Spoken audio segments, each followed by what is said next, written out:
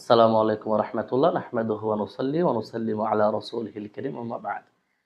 সম্প্রতি বাংলাদেশের একজন পরিচিত আলেম মুফতি নজরুল ইসলাম কাসেমী তিনি আওলাদে রাসূল করিম সাল্লাল্লাহু আলাইহি ওয়াসাল্লামের ৪০তম বংশধর হাফেজ কারি আল্লামা তৈয়ব শাহ রাহমাতুল্লাহ আলাইহি এবং ওনার দুই সন্তান আল্লামা তাহের শাহ মাদ্দাজিল্লুহুল আলী এবং সাবের শাহ মাদ্দাজিল্লুহুল আলী ওনাদের নিয়ে কিছু মিথ্যা এবং অপবাদমূলক বক্তব্য রেখেছেন, যেগুলো আমরা সোশ্যাল মিডিয়ার কল্যাণে দেখতে পেয়েছি।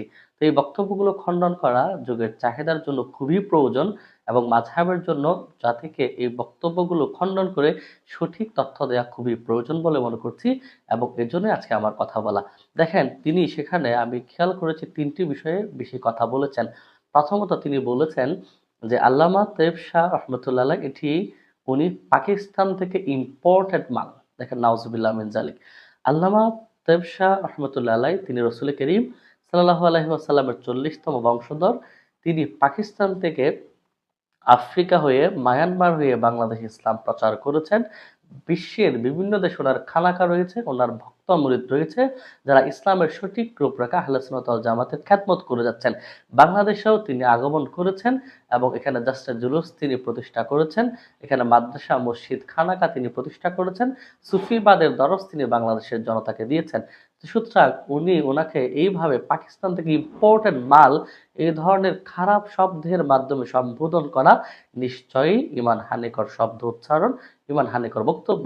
কারণ তিনি আওলাদে রাসূল। আপনার যদি ওনার সাজরা নিয়ে সন্দেহ থাকে, আপনাকে আমরা আমন্ত্রণ জানাচ্ছি, আপনি আঞ্জুমানুর রহমান আহমদ সুন্নাহর কাছে আসুন। আপনি চট্টগ্রামের প্রসিদ্ধ জামে আহমদ সুন্নাহ মাদ্রাসা আসুন। আপনাকে আমরা খানাকায়ে কাদের আলিয়াতে আমরা স্বাগতম জানাচ্ছি। আমরা আপনার সামনে আমাদের সাজরা উপস্থাপন করব, আপনি দেখে নিন। উনি আওলাদে রাসূল এবং ৪০তম বংশধর। তো সুতরাং ওনাকে এভাবে পাকিস্তান থেকে ইম্পোর্টেড মাল এভাবে খারাপভাবে উচ্চারণ করা নিশ্চয়ই ঈমান হানিকর বক্তব্য এবং এই বক্তব্য ওনার প্রত্যাহার করা খুবই জরুরি। এটি ঈমান হানিকর বক্তব্য বলে আমরা বিবেচিত করছি, কারণ এটি রাসূল করিম সাল্লাল্লাহু আলাইহি ওয়াসাল্লামকে কষ্ট দেওয়ার নামান্তর। রাসূল করিম সাল্লাল্লাহু আলাইহি ওয়াসাল্লামের মাধ্যমে আল্লাহ পাক নিজেই আওলাদ রাসূলগণের ভালোবাসা চেয়েছেন, যেটি সূরাতুশ শুআরা ২৩ নম্বর আয়াতে আমরা দেখতে পেয়েছি। আল্লাহ পাক রব্বুল আলামিন বলেছেন, কুল লা আসআলুকুম আলাইহি আজরান ইল্লাল মাওয়াদ্দাতা ফিল কুরবা। রাসূল করিম আপনি বলে দিন তাদেরকে, আপনি এই জীবনে এত ত্যাগ করেছেন, আপনি কোনো কিছু তাদের কাছে চান না, শুধু চান আওলাদ রাসূলগণের ভালোবাসা। সুতরাং এ ধরনের বক্তব্য প্রত্যাহার করা জরুরি। এরপর আসেন, তিনি আরেকটি কথা বলেছেন যে ওনার দু সন্তান তাহের শাহ, সাবের শাহ, যাদেরকে মেনশন করে বলেছেন যে ওনাদেরকে গ্রামে কেউই চিনে না। নাউজুবিল্লাহ মিন যালিক। এটি খুবই বাজে বক্তব্য এবং খুবই অপবাদমূলক এবং মিথ্যা বক্তব্য।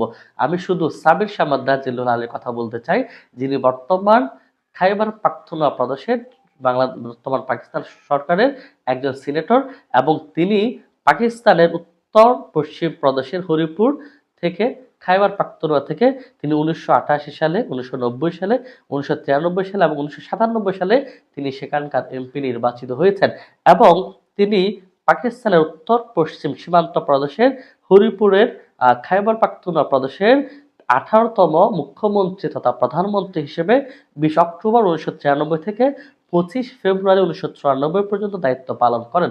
তাছাড়া তিনি ১৯৯৭ থেকে ১৯৯৯ সাল পর্যন্ত পাকিস্তানের তৎকালীন প্রধানমন্ত্রী নওয়াজ শরীফের উপদেষ্টা হিসেবে দায়িত্ব পালন করেন, যিনি একজন, এবং তিনি এছাড়াও তিনি বর্তমান পাকিস্তানের ক্ষমতাধর দল মুসলিম লীগের পিএমএল এর তিনি একজন সহসভাপতি। সুতরাং তিনি যেখানে রাষ্ট্রীয় পর্যায়ে একজন ইসলামী নেতা, সমস্ত পাকিস্তানে যেখানে ওনাকে ছিলেন এবং তিনি একজন সিনেটর, একজন রানিং দলের সহসভাপতি, ভাইস প্রেসিডেন্ট, ওনাকে ওনার গ্রামেও কেউ চিনে না বলে বক্তব্য দেয়া নিশ্চয়ই ওনার তথ্যের দুর্বলতা এবং ওনার ভিতরে যে হিংসা রয়েছে আওলাদ রাসূলের প্রতি, সেটি আমাদের কাছে প্রতীয়মান হয় এবং এ ধরনের হিংসাত্মক, অপমানমূলক মিথ্যে বক্তব্য প্রত্যাহার করার জন্য আমরা এই প্রথিতযশা আলেমকে আহ্বান জানাচ্ছি।